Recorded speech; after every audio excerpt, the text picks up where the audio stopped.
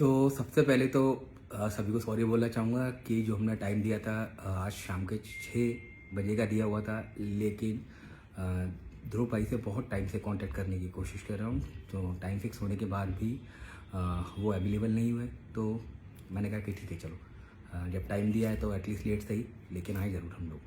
तो क्या था, आज लाइव आने के पीछे जो मेन रीज़न था वो ये था कि बहुत सारे लोगों के कुछ क्वेश्चंस थे हमारे पास जो लाइव सेशन के बाद उनके आ रहे थे कि बहुत सारे शोज़ आजकल हो रहे हैं, उसमें एलाइट क्लासिक ऐसी कौन सी कैटेगरीज लेके आ रहा है या ऐसा क्या कर रहा है कि जो लास्ट टाइम जैसे कि हम लोगों ने हैंडीकैप में मैन फिजिक कैटेगरी लेके आए थे, सेम जो टीन मॉडल फिटनेस कैटेगरी लेके आए थे जो हमने नई इंट्रोड्यूस की थी, इस साल एलिट क्लासिक सीज़न 4 के अंदर क्या नया होने वाला है। तो उसी के रिगार्डिंग कुछ क्वेश्चंस थे या बाकी मैं उनका ही आंसर करने के लिए आज अवेलेबल हुआ हूँ यहाँ।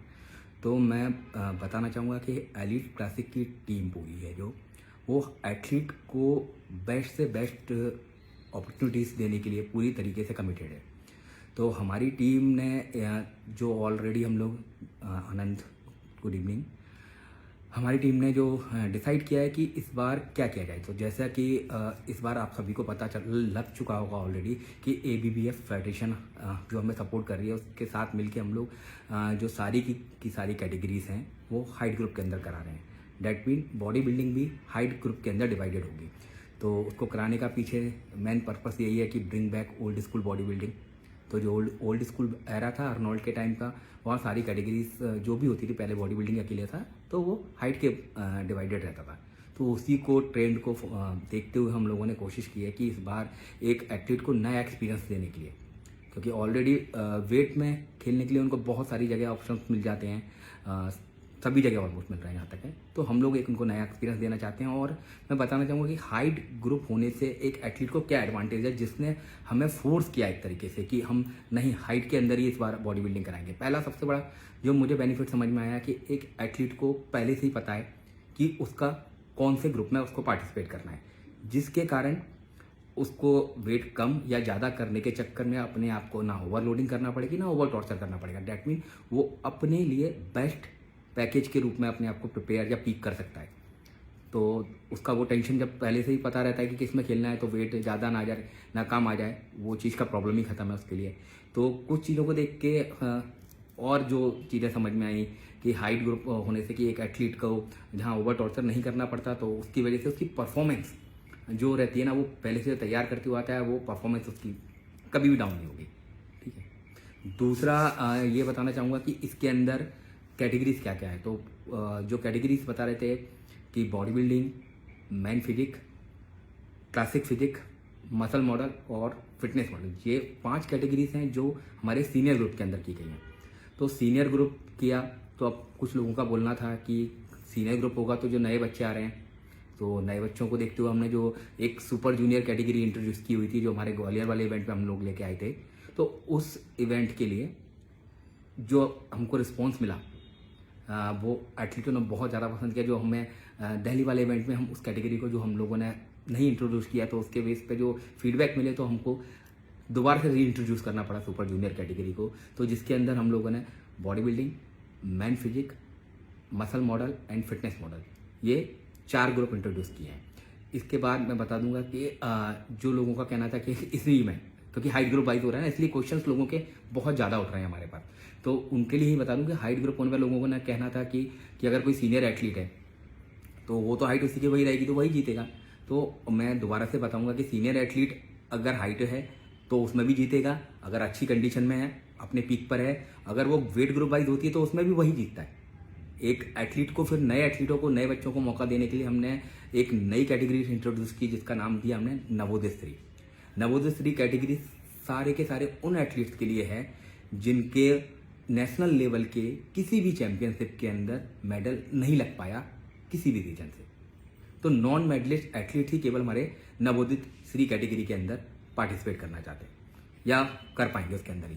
और मैं फिर बता दूं कि जो भी एथलीट इस कैटेगरी में पार्टिसिपेट करना चाहते हैं, अगर वो फॉल्स इन्फॉर्मेशन दे, अगर स्टेज पे आते हैं और वो एक्सपोज हो जाते हैं किसी भी तरीके से कि उनकी रियलिटी आए कि नहीं वो ऑलरेडी सीनियर एथलीट है या वो ऑलरेडी मेडलिस्ट है, तो वो अपने डिस्क्वालिफिकेशन का खुद जिम्मेदार रहेगा। ठीक है, उसके बाद मैं बता दूं कि नवोदित 3 एक नई कैटेगरी है, इसलिए हमने उसमें सिर्फ body building and man physique category को ही हमने इंट्रोड्यूस किया हुआ है। ठीक है, जिसके अंदर भी हमने बॉडी बिल्डिंग के अंदर 2 ग्रुप बनाए हैं, मैन फिजिक के अंदर 2 ग्रुप बनाए हुए हैं, इनमें 4 ग्रुप, मैन फिजिक के अंदर 2 ग्रुप, क्लासिक फिजिक होगा जो सीनियर कैटेगरी के अंदर है, उसके अंदर भी 2 ग्रुप होंगे, और muscle model and fitness model जो है वो सिंगल ग्रुप रहेगा। अब ये तो मैंने कैटेगरी आप लोगों को डिस्क्राइब कर दी, बता दिया।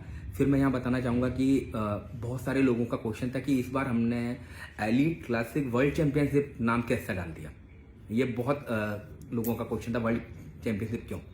तो मैं सबको बताना चाहूँगा कि जो हमारा एलीट क्लासिक सीजन 1 हुआ था लुधियाना के अंदर, तो हमारे जो बॉडी बिल्डिंग ओवरऑल विनर बने थे मिस्टर मोहम्मद लुलू, वो जो ऑलरेडी इंडिया के बाहर के थे, सिंगम जो खेलने आए हुए थे यहाँ दुबई से, और वो इंडियन रेजिडेंशियल हैं, इंडिया के ही हैं, वो वहाँ जॉब करते हैं, इंडिया आए थे खेलने के लिए स्पेशली एलीट क्लासिक को, और वो जीत के गए थे। तो अगर कोई एथलीट अपना टाइटल डिफेंड करने के लिए वापस आना चाहता है, खेलना चाहता है, तो हम उसको मना नहीं कर सकते, ना ही मना करना चाहते, क्योंकि ये एथलीट ओपन है सभी एथलीटों के लिए, एथलीट चाहे कहीं का भी हो।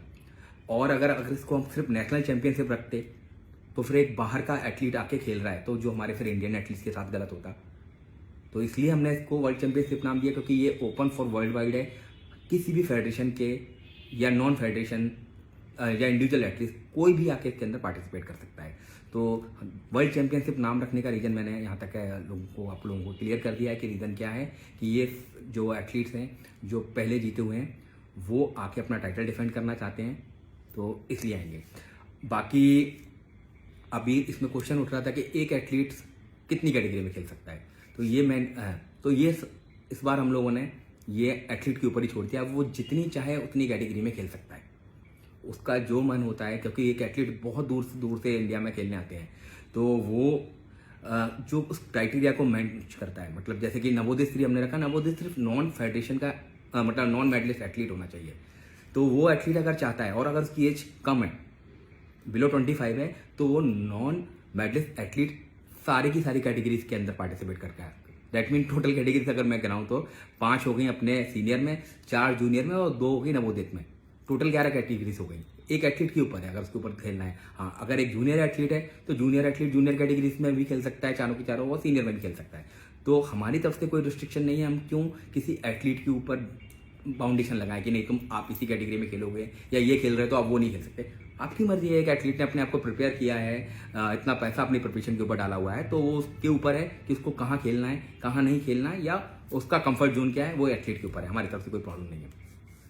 तो ये कैटेगरीज के बारे में मैंने बता दिया कि यहाँ तक है।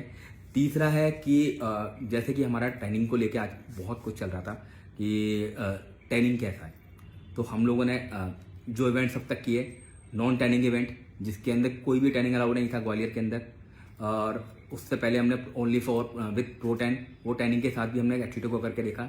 तो हमारे पास जो नंबर ऑफ एथलीट के तरफ से रिक्वेस्ट आई या क्वेश्चंस आए वो ये थे कि एक एथलीट के ऊपर और बाउंडेशन क्यों लगाई जा रही है, कि अगर उसको क्यों मजबूर किया जा रहा है कि उसको पर्टिकुलर उतना पैसा खत्म करके ही वो 10 यूज़ करना पड़ेगा। तो ये प्रॉब्लम हमने समझा कि जब हम एक एथलीट की एंट्री फीस हमने 1600 रुपये से जैसे जूनियर से स्टार्ट की हुई थी, तो उस एथलीट को अगर हम फोर्स करते हैं 3000 4,000 रुपये आप एक 10 के ऊपर ख़त्म कीजिए, और बेसिकली वो उनको लगता है वही 10 वो 300 से 400 रुपये का 10 यूज़ करके भी ऑन स्टेज जा सकते हैं, तो उसके साथ एक नाइंसाफ़ी लगा हम लोगों को। तो इसलिए हमने इस बार ट्रेनिंग का बाउंडेशन सारे एथलीट से हटा दिया है। वो जो चाहें वो 10 यूज़ कर सकते हैं, जो उसको यूज़ करने के बाद उनको लगता है कि उनकी बॉडी या उनकी परफॉर्मेंस इन्हांस होने वाली है, या उनको फील होता है कि नहीं हम यही पर्टिकुलर शेड हमारे को अच्छा लगता है कि। और मैं फिर बताऊंगा कि ट्रेनिंग के बेस पर हमारे किसी भी एथलीट के मार्किंग डाउन नहीं की जाएगी। तो मैं जो क्वेश्चंस थे जो मुझे आए थे उनके आंसर करने के लिए मैं आया हुआ था। इसके अलावा अगर किसी एथलीट को कोई क्वेश्चंस हैं, कोई डाउट्स हैं, वो डायरेक्टली अभी पूछ सकता है या हमारी टीम से कांटेक्ट कर सकता है उन चीज़ों के लिए।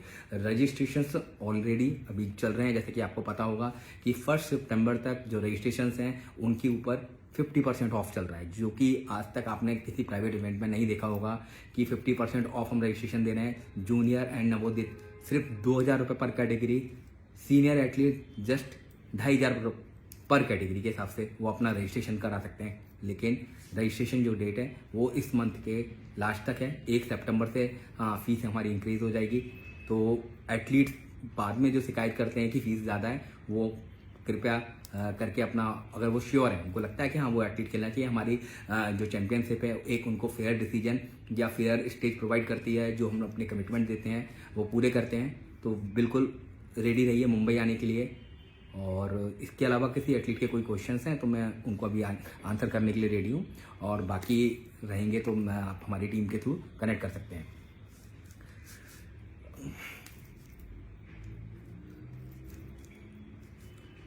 जो भी एथलीट नए आ रहे हैं वो एथलीट भी, उनको इतना बड़ा एक प्लेटफॉर्म मिलने वाला है, और सबसे बेस्ट बात रहेगी उनको प्लेटफॉर्म तो बड़ा मिलेगा ही मिलेगा, लेकिन उनके साथ जो खेलने वाले एथलीट होंगे वो उनके ही लेवल के एथलीट होंगे। तो यहाँ पर उनको बेनिफिट ये रहेगा कि नहीं, उनको सीनियर एथलीटों के साथ कम्पीट करने को मिल रहा है, तो उनको उनके लेवल के ही एथलीट मिलेंगे। तो यहाँ अपने लेवल के साथ ही मुकाबला करने में एक एथलीट को अच्छा लगता है। तो हम लोग फिटनेस को इंक्रीज करने के लिए, जो लोगों के मन में है कि एक एथलीट बाहर जाके कैसे खेल सकता है, तो उसके लिए भी बताना चाहूँगा कि हमारी एक टीम है। वो टीम बाकायदा आपको वेन्यू पर भी मिलेगी। जो एथलीट अगर सिंगल आ रहा है, उसको ट्रेनिंग में हेल्प चाहिए, उनको ट्रेनिंग में हेल्प प्रोवाइड करने के लिए, और कोई एथलीट को अगर पोजिंग गाइडलाइन चाहिए तो पोजिंग गाइडलाइन देने के लिए भी हमारी टीम प्रॉपर आपको वेन्यू पर अवेलेबल रहेगी। अगर कोई एथलीट अकेला है, वो अकेला आना चाहता है, उसके साथ आने के लिए कोई नहीं है, तो वो बेफिक्र होकर हमारे इवेंट के लिए आ सकता है। संजू भाई, गुड इवनिंग।